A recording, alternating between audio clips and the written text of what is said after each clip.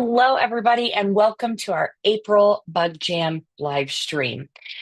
My name is Tiffany Hall. If we haven't met before, hello.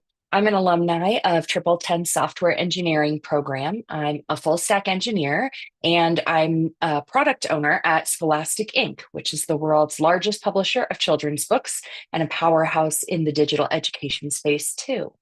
Tonight, I'm very excited because I get to do one of my favorite things, which is host the different competitions that we have here at TripleTen. And tonight is our Bug Jam.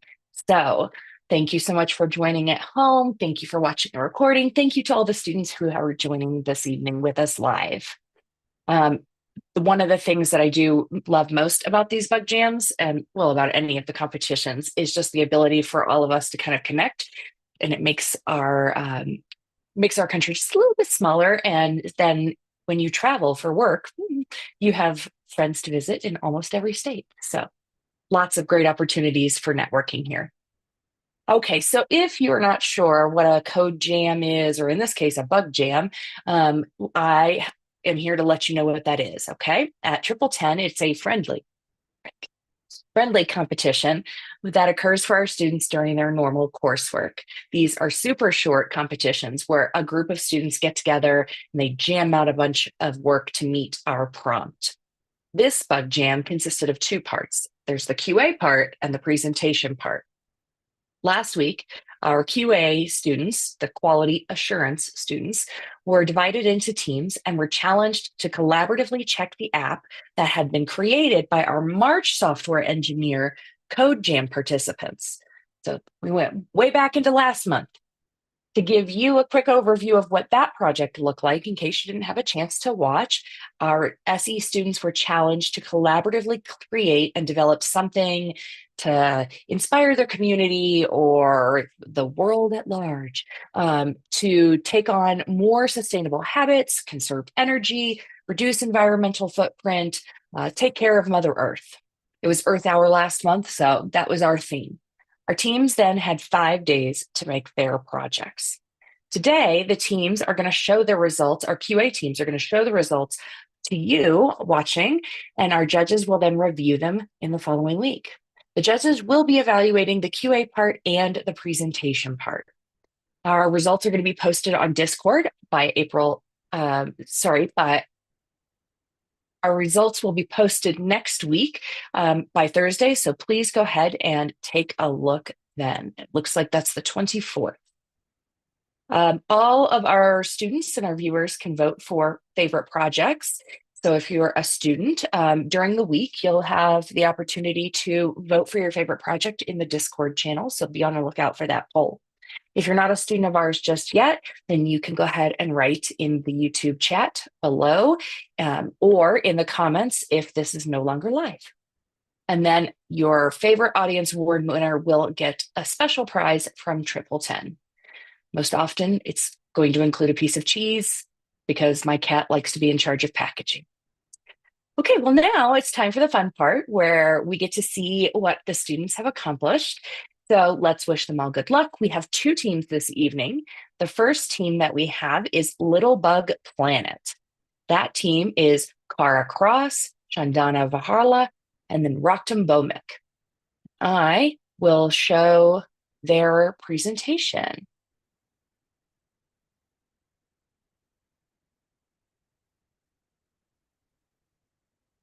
All right, movie time.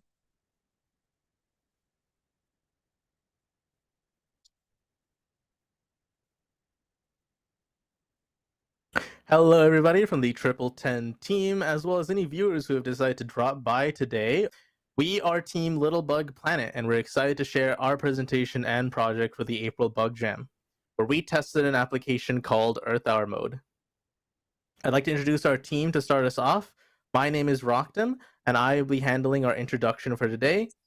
We also have Chandana, who is going to be taking care of our slides focused on testing, as well as Kara, who is going to go over the conclusion. What is on the agenda for today? Number 1, we want to discuss how we prepared for this project. That includes testing methodology, as well as any tools that we use to organize our information. Second, we're going to be talking about the test results, the data of the testing that we did, what we learned from it, as well as some particularly interesting test cases. Last but not least, the reflection. What worked well, the challenges, limitations, as well as future plans for this project as well as our team. But what exactly is the Earth Hour Mode web application? It is an application that was designed for users to be able to access resources on how to save on energy, as well as to make a pledge on how to reduce their carbon footprint. Here, you can see that we have divided our work into 6 separate sections based on the structure of the application. We have the header and menu, the resources, the pledge, the about section, the team section, as well as performance and accessibility across the board. We're going to begin our presentation today with Chandana, who is going to start off by explaining our testing methodology. Thank you, Raktam. I will discuss the testing process we have used. And here are the testing methodologies we have used to ensure the data is displaying to the user correctly, user interactions on the app with positive and negative data. And also we have ensure how the input is taking and output is coming to the user properly. And we have tested compatibility to ensure how the app works on different browsers, operating systems, and on mobiles. Also, we have done performance testing, accessibility testing, and we have used the environments like Google Chrome, Mozilla Firefox, Microsoft Edge, and for mobile testing, we have used emulator, and we have tested on different resolutions, high on 1920 by 1080 and low as 700 by 600. And the tools we have used is Google Sheets to track the test cases, dev tools for controlling the environments, Jira for creating the bugs and tracking the bugs, and we have used Canva for the presentation, and also we have used Discord for team meetings, like the planning, everything. And here is the test case summary. We have tested total of 123 test cases. Out of 123, 73 are passed with 59.3%, and 50 are failed with 40.7%. For the failed test cases, we have created the bugs with the high severity 13, medium severity 26, and low severity 11. And we have found the highest priority of the bugs is 2. And here is one my interesting is I have tested the pledge section, where I got into interesting of the testing techniques is equivalence test, partitioning, boundary values. For the name field, we have used equivalence partitioning for testing the group of data, and boundary values for the characters length, and pairwise testing I have used for valid and invalid data. And I am giving to Rocktam for to explain his interest on the test on this test case. Thank you, Chandana. Yes, so this is an example of a test case that I found particularly interesting within the resources section of our testing. The test case reads as follows. Verify that for the link in the pop-up when the user clicks on the switch to solar power tile, the URL attached to the link is according to app requirements.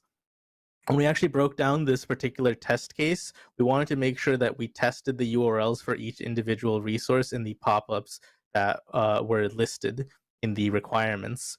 Of the 6 of them, 3 of them were linked incorrectly, and this particular test case I found very interesting because the link itself was not mentioned in the specifications at all. Given the nature of this web app as a tool to provide information, we have found this to be a particularly high severity and one that we believe to be in the highest of the priorities because we want to make sure that we're not providing information that the design and the development does not want the user to get. Finally, we're going to be moving on to Kara, who is going to start her section by explaining the accessibility testing and performance testing. I'm going to talk a little bit about accessibility testing and performance testing. These are two different types of form of tests that we did during our testing segments. Accessibility testing revealed that the app lacked the required ARIA attributes. So those using a screen reader to read the application would have trouble accessing the application because the screen reader cannot pick up certain parts of the application. We did some performance testing. So what you see here is an overall score that was scored by Lighthouse. So the large contentful paint was over 13,000 milliseconds. Normally, a good range would be under 2.5 seconds. What this means is there is a picture that loaded up on the device that took entirely too long to load because it was too big. We had a lot of different strengths in planning and execution in this project. We defined our objectives. We had testing types. We combined test strategies, and we used tools and teamwork to get everything done. Scheduling was a bit hectic, but we did make it work. Our challenges were coordination, scheduling, communication, deadlines, fatigue, time zones, and availability. Our key takeaways was collaboration, flexibility, planning, adaptability, communication, and time management. Our team came together and disputed this app into three parts. Our team member, Rock Tim, took the beginning of the app, which is header and menu and resources. My team member, Shandana, took the pledge, and I myself took the about and team. It was really helpful to break this app up into these roles so that we could fully test the app.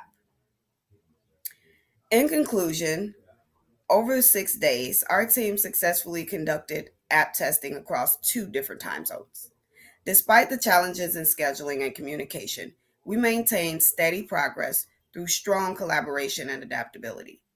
Our key takeaways included the importance of planning and time management, clear communication, which is always necessary. Our performance and accessibility findings highlighted that the app definitely needed some areas to be improved. But moving forward, we plan to test further to enhance our overall application quality and user experience. Please feel free to ask any questions that you may have. Thank you so much for your time today. Okay, that was fantastic. Kara out there wearing that TripleTen shirt. I see you. Okay. So we've got a couple of the team members here with us this evening. We've got Raktam and Chandana. Hello. So a couple of questions. I know Kara has done this before. She obviously is an alumni. She's done and graduated and participated many times in the bug jams. Was this the first bug jam for either of you? Yeah. On my end, this was my first, and I'm pretty sure this is Got it. also Shandana's Go. as well. Was it nerve-wracking? Did you feel prepared? Were you really terrified? Did you pull out any clumps of hair? Well, there were definitely moments where I feel like we were cutting close to our own deadlines that we set, but overall, I feel like we had a constant energy of confidence throughout the entire bug jam because we were communicating, we were setting our own goals and deadlines, and generally speaking, we met them, and I feel very happy about that. Fantastic. Chandana, how about you? Hey, hi, Tiffany. Yeah, this is my first time code jam working on it, and yeah, it's a good experience. I can say that. So Fantastic. And so in terms of like the work that you guys were tasked with, do you guys have maybe a particular part that you enjoyed working on the most? Because like the theme for me, I love the colors and the theme and just kind of all the coordination of the presentation, but that's not part of the QA part. So what part of the QA part did you enjoy the most? If you say the I mean, the time zones, the time we are on three, I mean, Kara is on central zone and we both are on Eastern time. So coordinating with each other, yeah, that is a good That part. was challenging. Yeah, the yes, the coordination and we also have the backlogs. We will help each other. Yeah, yeah, Mhm. that's nice part to work as a team.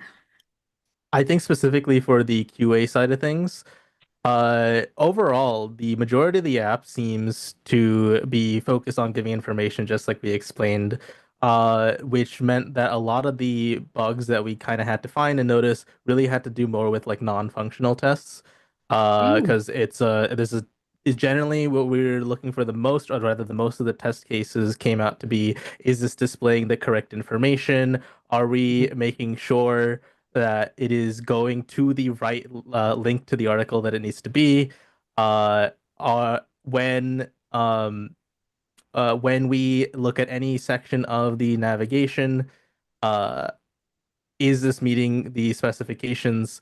And in the functional side of things, that a majority of that was in the pledge section, where that was the really first part where the user got the opportunity to input anything in a text field or a drop down, and we had to uh, like Tom that I mentioned earlier in the presentation, use different types of testing like boundary value analysis. Um, okay, so it sounds like it really changed your approach from yeah, what you guys were expecting, kind of just on the basis of testing a website, right? yes. It led us to be more keen and look out for like smaller details that we might not normally focus on, like is this spelled correctly? Is this actually, like, for example, there was one thing we found later on when we started vetting each other's work, where there was, I believe, in the about section, Yes, the yeah. entire message there was completely different from the one in the specifications, and we probably wouldn't have caught that unless we had three separate eyes on each other's test cases. Yeah, Right, teamwork. we got to know at the end of our testing. Yeah. Oh, good. I'm so glad. All Mhm. right. Well, can I expect to see you guys again at the next Bud Jam? I think my interest is I will definitely try. high. You definitely don't have to commit to anything right now. Everyone has a life and studying as well. So I want to make sure. Yeah. But you guys did great. So thank you so much for presenting, and your video was impeccable.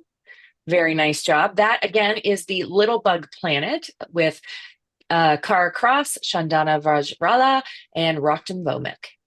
Thank you Yeah, very I would much. say thanks to TripleTen to coordinating these type of things to work on the projects, how it should be on real time. So yeah, Oh, I'm glad it's you like it. It's my appreciated. favorite part too. Yeah, now it is my favorite part too. Same here. I had a blast. I very much enjoyed working with my team, and I'm really All excited to right. see what the other team has in store. Oh, me too. All Mhm. right, let's see what we've got here. We've got Bug Busters next with Jamel Jimerson, Marjorie Arganda, and yep, and Natashi Sankar. Hello, everybody. Hello. First and foremost, I always ask how everybody is doing because I feel like it's important for us to just acknowledge that. Um, Secondly, if we really get into the bug itself, Earth Hour, we tested and we documented all of our tests within Jira. We also used Discord to be able to communicate with each other. But something I found interesting is that for the tests themselves, we had, and let me go ahead and share my screen so you guys can really see what I'm saying right here. We had a total of 42 test cases. Number of passes were 26 and the number of fails were 16. What we really did was utilize functional testing. We really leaned into the functional aspect of the app itself. We found multiple bugs through functional and non-functional testing, but the biggest ones to deal with, which I felt as though were inconveniences, were bug number 2 or test case number 2 in regards of verifying when the logo is clicked, the page scrolls to our mission section. So let's go ahead and check that out. Unfortunately, when we're looking through these bugs, also with test number 2, which is navigation menu disappears when the page is scrolled upon. These are all functional tests, and also about the about section or the mission statement section. Based on the requirements, that mission statement is wrong, which I feel as though any designer or a software engineer would feel as though that's a disservice to the app that you're creating. You don't want to undermine your own work that way. So if we look at the screen recording for this, I just decided to make a screen recording in totality. So now that we see that we're on the app, okay, great. Everything is functioning in its own right. And just to make sure that we saw that in the beginning, the logo right here doesn't click itself, which is supposed to happen. As we scroll down, the navigation menu does not continue to be visible, which is very much something that could get annoying for the user themselves with the user interface.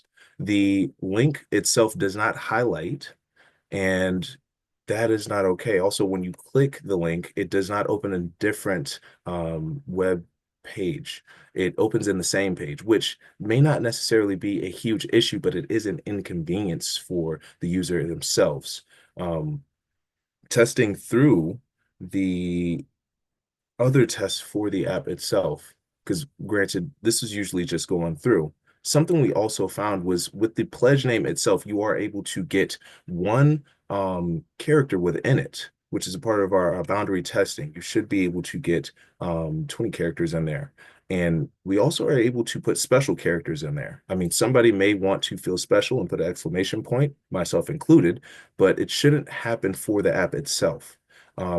These things aren't necessarily anything to be scared of or in high severity or priority.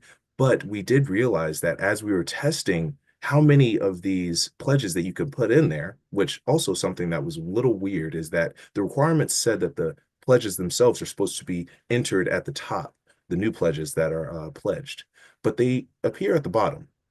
As we continue to put more and more pledges, we saw that you could keep going for a while. You got almost 20 pledges. So in the grand scheme of it, what if we were to put 100? Maybe that might crash the app itself from performance level. With that being said, something also that kind of stuck out to us was the name itself, which is test number T35 and 6. So let's go ahead and scroll down to that. With T35, verify in the case of incorrect input, the name field should be highlighted in red for the text field. This is more so of a inconvenience. It is a functional test, but verifying that the name is supposed to be highlighted red, it would help the user to know when they have made a mistake. If I don't really know what's going on, then I won't be able to do anything. Also, something about this, which we look right here in documentation, this is completely wrong, but it is not highlighted red. So I don't even know what I've done, what mistake had been had. Let's see. Going back. Also, right here. This test case has to deal with the placeholder in the name text field in the app is different from the app requirements. This is supposed to have your name in there, but the actual requirement itself is supposed to have, stop it, placeholder as your name. Understood. The placeholder in the name text field is supposed to be John Doe. That's something that we saw that more so as an inconvenience. Granted, these aren't things that are going to destroy the app. I think, and my team also thought that the biggest thing that would probably hurt the app itself would be the not the navigation menu, but more than 6 recent pledges being added over and over again. If you could add over 20, it may just impact the performance of the app itself. Let's see. In totality, if we were to look at the summary of everything that we saw, we had a total of 16 issues, but the urgent ones for us were about 3 of them, having to deal with test number 2, the logo to mission statement. That is a function that should be at least doable at lowest priority. It should be able to function. Also, the navigation menu disappearing, I feel like that might be something that may deter people from using the app itself because they don't feel as though they can utilize it smoothly. With that being said, T41, the about section displaying the wrong mission statement. Based on your requirements, I feel like this is the biggest of the severe test cases because it is something that it matters. If your own mission statement doesn't matter, then what about the information within the app that the mission statement is for? It will be a disservice to you. With that being said, Natashi actually did the test cases herself. It took her about 3 hours. Our time schedules were also different. It was very hard for us to be able to sync up with each other. Granted, Marjorie and I live within the same residential area within the East Coast, but Natashi was a little bit of ways away from us. So we found it interesting trying to sync up our times, which we ended up most likely meeting at about 10 p.m. at night just to get everything squared away. Through the course of the bug reports and the 16 that we found, it was actually 14 in the beginning, and Marjorie found 2 more. Testing through those, we did about 7. And when it came to presentation itself, it's more so of just relaying of information and also understanding that this is to help the software engineers to be able to perfect their craft and or to perfect their app that they created. This is for servicing the community. So you should put your best foot forward. Talking with my team, we did enjoy our time together. It was a learning experience, and we always know that there is more that we can learn. We're not the best that we could possibly be because we're all freshly new. If I'm not mistaken, this was all of our first time in a bug jam, and we did our best. We spoke life into each other, which is amazing. Gave each other helpful tips in regards of how to show information, especially with bug reports themselves as well. Not having to open the link each time for the bug report, but to open a link and have all the bug reports to the left of the link. So it was all very helpful, but also very helpful for us to just grow within our own pace and our own time. Definitely thankful for the other team for being absolutely amazing. I was blown away, I'm going to be honest. But other than that, thank you for the experience and blessings to you. All right, thank you so much. I really, really enjoyed so much that you were showing us the test cases in your Jira board and kind of just all of those different pieces that are the behind the scenes, so that if you are watching this at home and you're not sure what QA means, or you just never are sure what you're interested in, then you kind of get to see a bit about what that type of thing is going to be for you. So really wonderful. Okay, just a couple of quick questions. Let's see. First time through, and yep, it was a whole team of first timers. So I'm really excited that you guys were able to um, band together, but also like find a lot of value in that. But what would you say is a tip that you could give other first timers? Because we got another one of these next month. And so I want to make sure to always kind of keep the advice going, right? Exactly. I would say the advice is to take your time. Take your time, really go through the app and weirdly enough, let your gut kind of talk for you. We learned a lot of things through the program, and you'll find yourself kind of just like having epiphanies out of nowhere. It was like, oh, I forgot I could actually test this too, and that's not supposed to happen. And what if this happens? And I mean, we could document it. Be curious within your testing. Mm. And also just give yourself grace, be patient with yourself. There's a lot more to this even afterwards. Everybody knows when you get into school, you learn how to do the thing, but then you really learn when you're on the job. Please be patient with yourself. Yeah. And so what sprint are you in right now in the program? I actually just recently graduated and now I have imposter syndrome. Yay. Oh, congratulations. No, no imposter syndrome. You are very clear with anybody that you're applying to about what your abilities are. And so there is no imposter syndrome there. Um, that is my take on it. Like you worked hard, you got that. Yes. Okay, so now that you have made it through, what would you say, looking back on it, is like one of the sprints that stuck out the most to you that you found not maybe the most useful, but like it just really sticks out in your head of like, wow, that sprint was really helpful for me in this process, in this bug jam process. Um, I'd say the sprint that really stuck out to me. Hmm. It would have to be, and just for clarification, honestly, because I'm interested in it now. Let's see. Just a quick login. So I don't want to say the wrong one. Thank you kindly. Boom, boom, boom.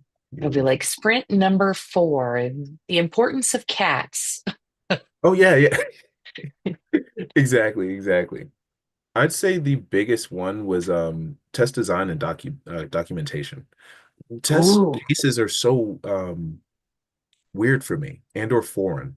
Um, there's so many things that go into creating a good test case, but also making them digestible for your audience. Everybody learns things different and everybody reads things different. So if the test case itself is not worded in a way that people can actually understand it, then I mean, you could have the best test cases in the world, but if nobody can actually understand it, they're all for naught.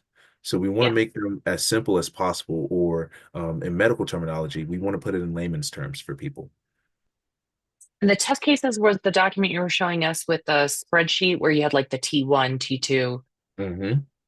test cases. Very Yes. cool. Yeah, I T1, really T2. appreciate those documentation pieces. And that I think is on the development side, where I sit is the Mhm. most helpful piece of it, especially because then there's that trust between, software engineering and QA around Exactly. the like, I know that you are testing all of the things because I Mhm. know there is something I've missed and I would rather, quality find it rather than the user. So I think that Exactly. gives me a lot of like reassurance as a dev. Exactly. Natasha, she made it a point to look through her test cases and she just looked at how she had her Excel sheet and she was like, this is so clean.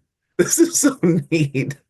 And It's so we neat and all kind of tidy. just sat there for a second. We're like, yeah, no, this is really nice. Like, oh It gosh, is. there's nothing better than a very clean cut, straightforward test case Excel sheet where you could just read everything. The information is there. You click on it, it shows you everything. You have your screen recording, you have your screenshots, and they're able to know where the mess up happened, why it happened. Something she said that her coach always told her was the where, when, and what happened.